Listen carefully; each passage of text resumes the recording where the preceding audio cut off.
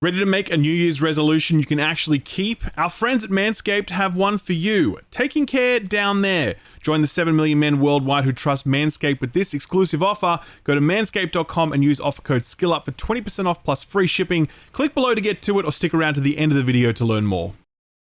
RGG fans, hello and welcome back to the channel. You might remember me as the one guy who didn't like Lost Judgment. That review is one of my most disliked ever. People disliked that review for a lot of reasons, but one thing that came through in the comment section of that video was the suggestion that, oh, you just don't like RGG games. Lost Judgment was the first RGG game I'd ever finished, and I was like, well, maybe they're right. I dabbled in some Yakuza games before, and I'd always enjoyed what I'd played, but I'd never finished one. And since the very first one I finished was one I didn't like, maybe I didn't like RGG games, and Lost Judgment was just me figuring that out. But that never sat right with me because everything told me that I should love RGG games, because they're full of stuff that I'm super into. The love of strong characters, the dense, focused open world, the rewarding exploration, the variety of side activities, the melodrama, the floral shirts. All of this appealed to me a lot, so I just couldn't buy into the notion that I didn't like RGG games. So, along comes Like a Dragon Ishin, the remaster of the 2014 Yakuza spin-off that never saw a release in the West. Sega email me and they're like, hey man, would you like a review code? And I'm like, hell yeah, I do. I feel like me and RGG have some unfinished business, and I was keen to get back in there to see if it really was the RGG formula that I wasn't gelling with, or if it was a case of my issues being specific to Lost Judgment. Now, the purpose of this review is not to relitigate my take on Lost Judgment, but I will say that Like a Dragon Ishin clicked with me in the way that I always knew an RGG game would. Its story is fascinating, weaving real-life events and historical figures with stylized melodrama in a way that brings this pivotal moment in Japanese history to life. The characters here are so good, each of them searing themselves into your memory the first time you see their distinctive faces, and only becoming more iconic and more memorable the more time you spend with them. The theatrical conceit of this storytelling is so powerful, pulling from inspirations like Kurosawa and Tarantino as you join the ranks of a ruthless military adjunct of the shogunate, working your way through its captains to determine which ones you might eventually call friend or foe. And that's just the story. Outside of that, there are 4 unique fighting styles that you can switch between on the fly, each of them a joy to use and full of advanced techniques and heat actions for added spectacle. The rendition of Kyo, now known as Kyoto, is remarkable, stunning to behold no matter what time of day you're moving through it, teeming with life, things to discover, side stories to complete, and mini-games to settle into. What I found most interesting about Like a Dragon Ishin was how much it serves as an alternative template for what the open world genre could have become if the Western approach to open world game design hadn't become so ubiquitous in the previous console generation. Kyo is small and dense, there is no GPS marker guiding the way, getting around generally involves walking or running, not fast travel. There's very little loot dropping, and crafting new items is hard because you have to go out and find the materials hidden in different side activities. You will miss entire borderline critical game systems because they are not explained to you, as RGG assume that you can figure some stuff out on your own. New combat techniques are not automatically granted to you. They must be learned from masters in their dojos, and you first need to find those dojos by overhearing chatter in the street and going to have a look for yourself. It's an extremely tactile RPG experience that initially arrived in 2014, a time when all of these more tactile elements were about to be sanded back by largely Western open world game design. For that reason, playing Like a Dragon Ishin is like traveling back in time in more ways than one. It's a trip back to feudal Japan at a time when Japan was about to transform. It's a trip back to 2014, a time when the Yakuza series was just about to burst into the mainstream in the West. And it's a trip back to a different era of game design, one that stands in stark contrast to many of the tropes we've become fatigued by these past 8 years. Listen, Like a Dragon Ishin is a great video game. I'm going to spend the next 20 minutes gushing about it. I've got some minor gripes, but make no mistake, this is very, very good.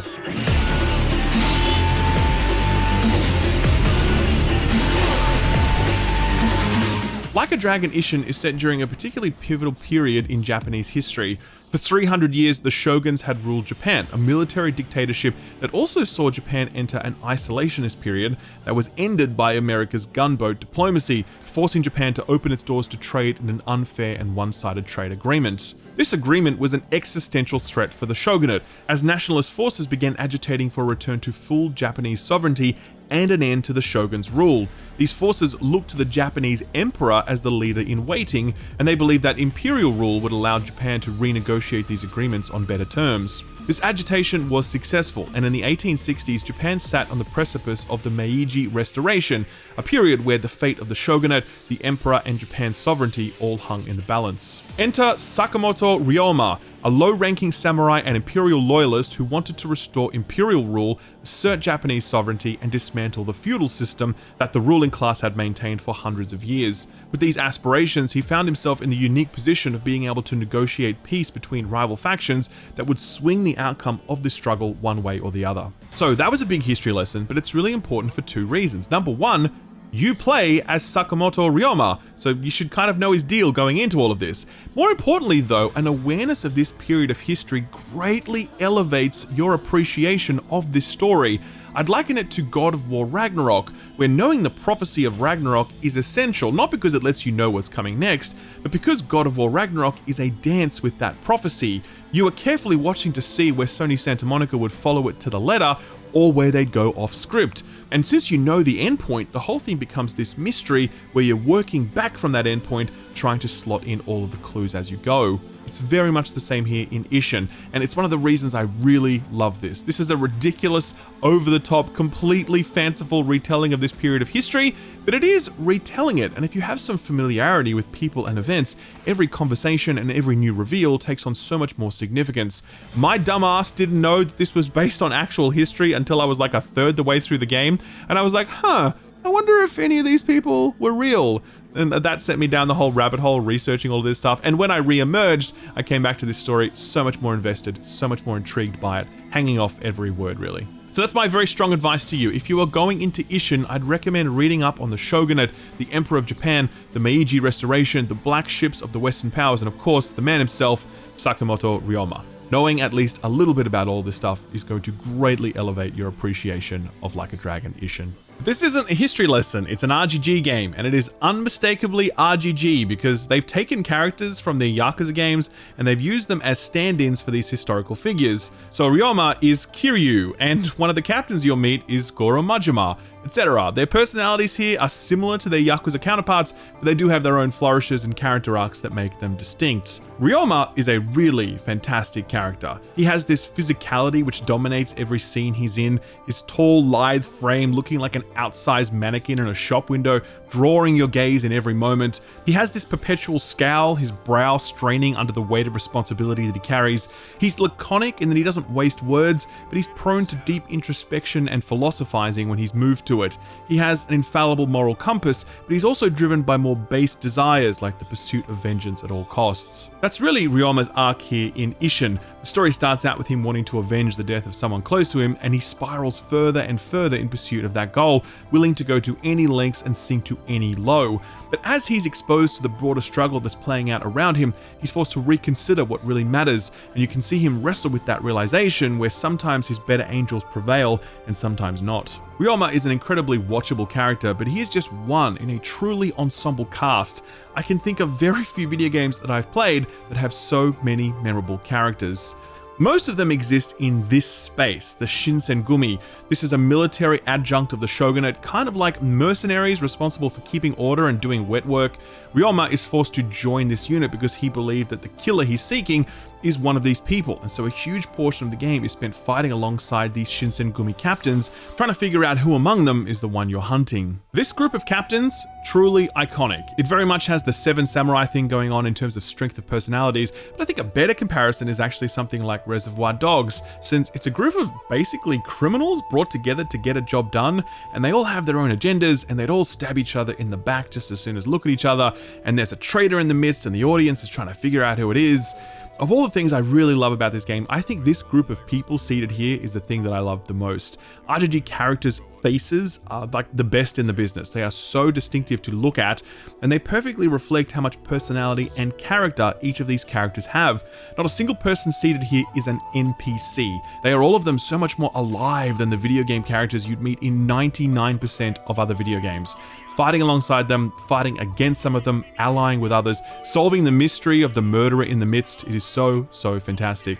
Having said that, Ishin is still victim to RGG's sometimes laborious dialogue and exposition. It takes a really long time for people to say stuff in this game. The economy of words is not great. And yes, I know I am hardly the best person to offer that criticism, but if you've ever played an RGG game, you'd know what I mean. In an effort to build dramatic tension, some exchanges stretch out for well longer than they should, and a lot of stuff is over-explained where a more thrifty approach to exposition would have sufficed. Similarly, I do feel as though many of the themes inherent in this story and time period are underexplored, victim to the focus on the soap opera and the melodrama. This is a period of massive upheaval in Japanese history. Class structures, economics, foreign relations, the role of the samurai, the shogunate, the emperor, and so much more.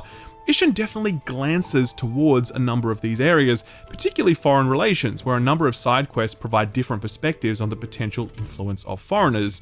But even that feels a little half-baked. As much as I do love many of these characters in this game, it does feel as though there's perhaps just a few too many of them, whereas a leaner cast would have given the story more space to explore themes and ideas rather than just personal rivalries or alliances. Still, the writing and characters of Like a Dragon Ishin will stay with me in a way that few video game stories will.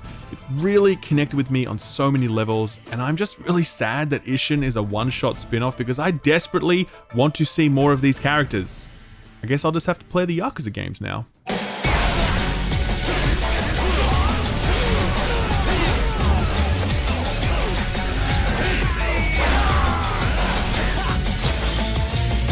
The most recent Yakuza game has transitioned the franchise into a turn-based affair, but old school Yakuza games were all knock 'em down, beat 'em up brawlers, and Like a Dragon Ishin definitely falls into that category. I've spoken about RGG combat in my Lost Judgment review, but to briefly summarize, RGG combat is not about precision or technical execution, it's a street brawl. It's messy, but it's that messiness that makes this combat probably the closest approximation to a real-life street brawl you can experience in a video game.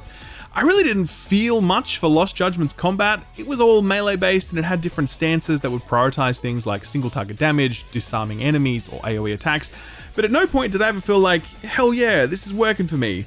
When it comes to Like a Dragon Ishin, hell yes, this absolutely worked for me. There are 4 styles you can switch between at any time, and crucially, they're all vastly different from one another.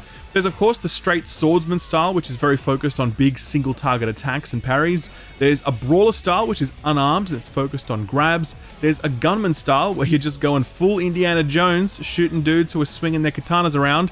And finally, there's my personal favorite, the Wild Dancer style, where you have a katana in one hand, a pistol in the other, and you are just a blender of AoE sword swings and bullet fire. It is sick.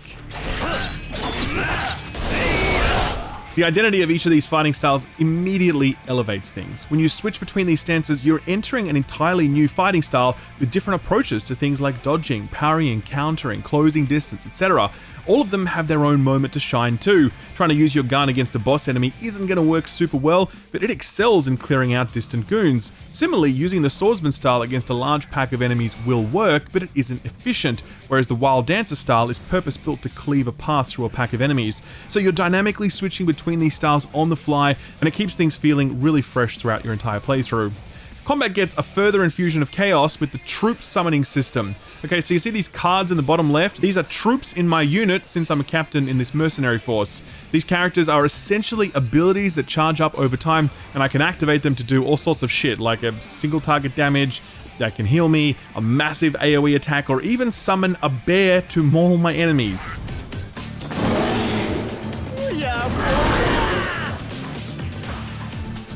It's especially funny that Sega have added real people into this card system. So, Carnage, the Twitch streamer, is a card in this game. You don't get to see a model of him join the fray, sadly. It's literally just his face on the card. But how cool is it that Carnage is in a Yakuza game? That rules. It should be noted that you can totally turn off this system by choosing to not equip cards, and you can also disable the damage numbers that appear during combat if you're looking for a really immersive combat experience. Yeah, so all of this is fun, but I don't want to oversell it. It still has that kind of messy quality that defines RGG combat. It definitely prioritizes spectacle over technical execution, and there are absolutely some cheesy moves you'll unlock that make combat a bit too easy.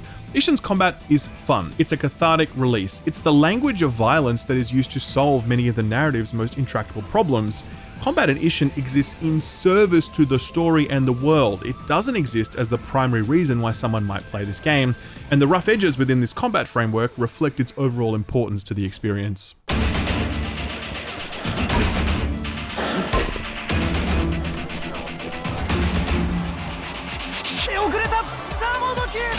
One area where you really can't fault Ishin is its rendition of Kyoto, modern-day Tokyo, and the seat of the emperor during this period in Japanese history. Yakuza games have long been lauded for their rendition of Kabukicho, Tokyo's red light district and the stomping ground of the Yakuza, fictionalized in the games in the form of Kamurocho. The hallmarks of this location are its small size but its density, its hidden characters and stories, and its assortment of side content and mini-games squirreled away in the side streets, back alleys, nooks and crannies. Kyoto has all of this stuff, every bit of it, but in addition to that, I just found it such a beautiful location to explore. Ishin is a remake in the sense that the game has been rebuilt in an entirely new engine, and while it's not going to win any awards for graphical fidelity, its art design is so timeless. It's a very idealized and clean rendition of this town. Kind of feels like stepping into a Japanese themed section at Disneyland or Universal Studios. I definitely wouldn't describe it as realistic, but it's still really beautiful, full of shop fronts and laneways and temples and waterways and dojos and so much more that I won't spoil. I just love stepping out into it every time, not only because the town would surprise you with some NPC rushing up to you with some outlandish request, but it was also just really nice to wander the streets, soaking up the ambience and imagining what life in this place and time would have been like.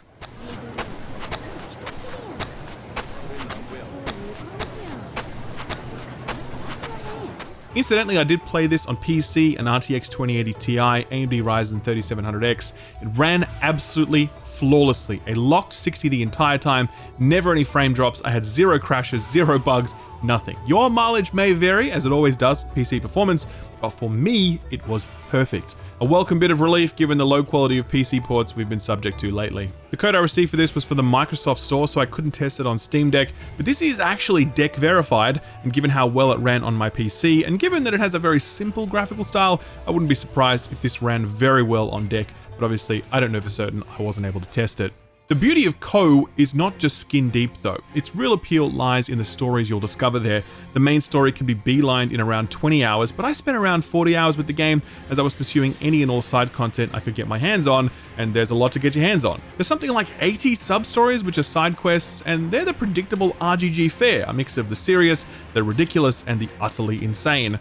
The personal favorite of mine was this one, where an author is experiencing writer's block and he seeks my advice on what he should write about next. I give him a few suggestions for titles, some plot points, and boom, he's now a very successful romance novelist publishing the smuttiest shit in all of Japan and making bank on it. You are welcome. There are more serious ones too. In this one, I encounter a loan shark who tricks women into slavery, and seeing it all go down, I do my typical Kiryu thing and just kick the shit out of them. Problem solved. Then there's this one where I have to buy perfume for a lady and the vendor sprays some of it on me and he falls madly in love with me, necessitating a high-speed chase through the city as I look to avoid his unwanted advances. I think my favorite was a chain quest involving this weird cult who were dancing in the street to this annoyingly catchy chant, and the chant basically translates to Hakuna Matata. No worries, nothing matters, which means that these people could do crimes and feel entitled to get away with them. I would quickly show them the consequences of their actions, but not before briefly falling under the spell of that chant myself.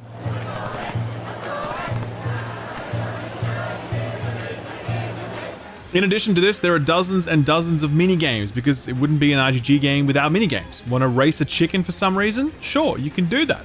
Want to chop wood? Go for your life. Want to play baseball with a cannon? Hell yeah, you do. And of course, we get to experience the dulcet tones of Ryoma as he blows off a little steam at the nearest karaoke bar. Cheesy D-grade karaoke music videos included.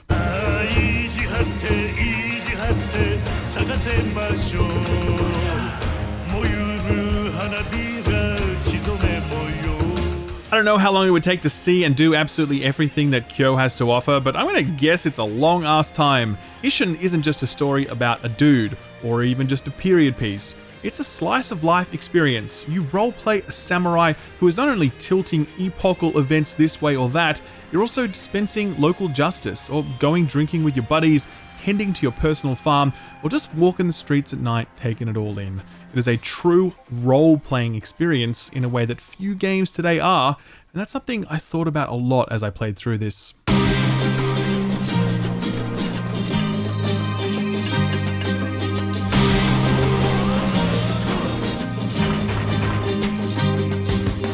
Separate from this brilliant story, great characters, fun combat, and transportive location, Ishin is built on open-world game design tenets that don't really exist in most contemporary open-world video games. Ubisoft games, the Sony games, Dying Light, The Witcher 3, Spider-Man, etc., they're all built on a certain open-world design philosophy that's very focused on frictionless player experiences. They don't want the player to get lost, they don't want players to miss stuff, they don't want players to struggle to find the materials needed for progression, etc. You know what I mean, we all play these games. I think when we look at stuff like Breath of the Wild, Elden Ring, and Outer Wilds, one of the many reasons these games resonate with audiences in the way that they do is that they're not built on that same philosophy. They are very much about breadcrumbs, player discovery, embracing the sense of disorientation that you should feel when you step into a new world. Ishin embraces that philosophy, and some of the best moments I had with this game was finding these little hidden things just because I went looking for them. Unlocking new combat techniques is a great example. There are trainers for each of the different fighting styles hidden throughout the city, and at no point does the main storyline introduce you to those people. It's possible to play through this entire game and never find the dude who teaches you new sword techniques. Do you know how to find them? You overhear some people talking about it at some point as you walk past them, and they say something like, "Oh, I hear there's a sword master in this part of town." That's it. That's all you get. No GPS marker, no quest popping up in your journal, nothing. It's a text box that you could have easily missed if you weren't paying attention. But if you did hear it, then you can go searching for it. And with a bit of poking around, you'll find it, and it's here that you'll learn new techniques. You don't learn them by just clicking a magic button in your menu after you get enough experience. You have to go to a place, speak to a dude. The dude will teach you something, and then you will do it in front of him to confirm that you have learned it. And then when you want to learn the next thing, he's going to be like, "Nah man, your sword is too shit. Come back to me when you've upgraded it."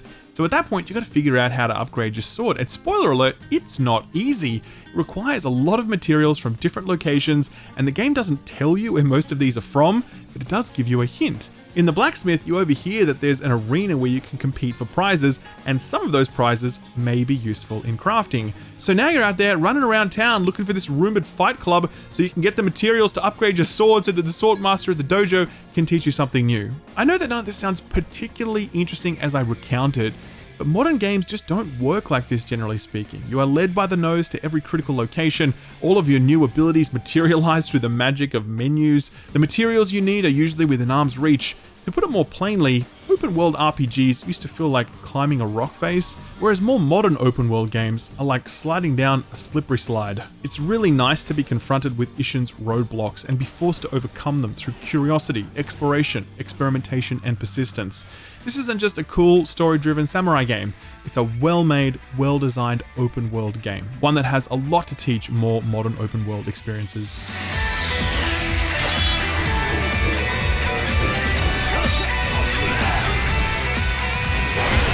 So I'm going to finish by saying that I am really bummed that this is a one-shot spin-off. Like, no disrespect to the Judgment series, because I know a lot of people love it, but when I saw it, I was always like, another urban brawler set in the same location, or similar location, doing similar-ish things. Do you really need another one of those from RGG? Personally, my view is no. Like I said, I know a lot of people disagree. With Ishin though, it's like, yes, absolutely, this should be a thing. This is the spin-off series that RGG need to stick with. The samurai setting is just so full of melodramatic stories that RGG are uniquely positioned to tell. The sword and gun-based combat is distinct from that of their other games, and it works beautifully. There really isn't another game that just lets you do the whole slice of life open world RPG thing in feudal Japan. I mean, we have Ghost of Tsushima, we have Assassin's Creed Japan soon, Team Ninja are working on an open world samurai game, but RGG don't make those types of games. They make this one, and it's excellent. And I really hope this sells like hotcakes, and that RGG decide to step back into this period of history, because their unique touch combined with this setting, it just works so well. and I'd be really sad if this is the only time we get to experience something like this. That's me dreaming about the future. For now though, I strongly recommend Like a Dragon Ishin.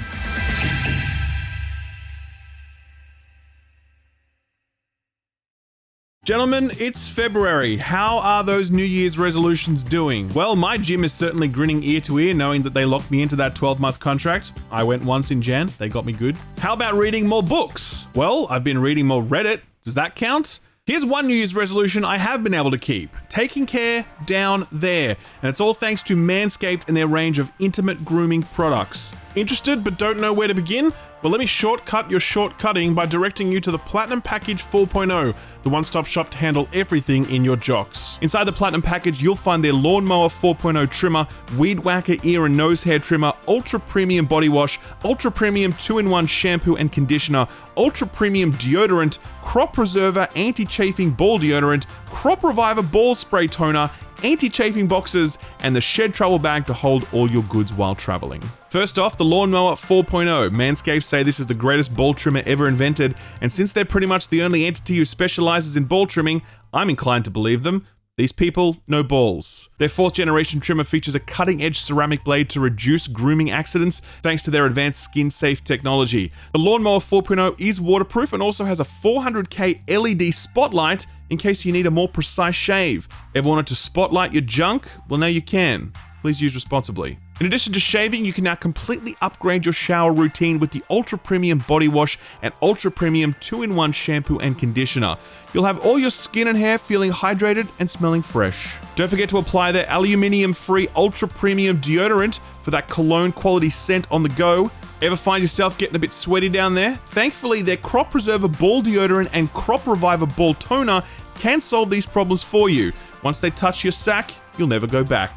All of this and more in the Platinum Package 4.0. It covers all bases from head to toe, the best bang for your shebang. Get 20% off and free shipping with the code SKILLUP at manscaped.com. That's 20% off with free shipping at manscaped.com and use offer code SKILLUP at checkout. Manscaped, helping you be a baller by taking care of your balls. Thanks Manscaped for sponsoring the video and thank you for watching it.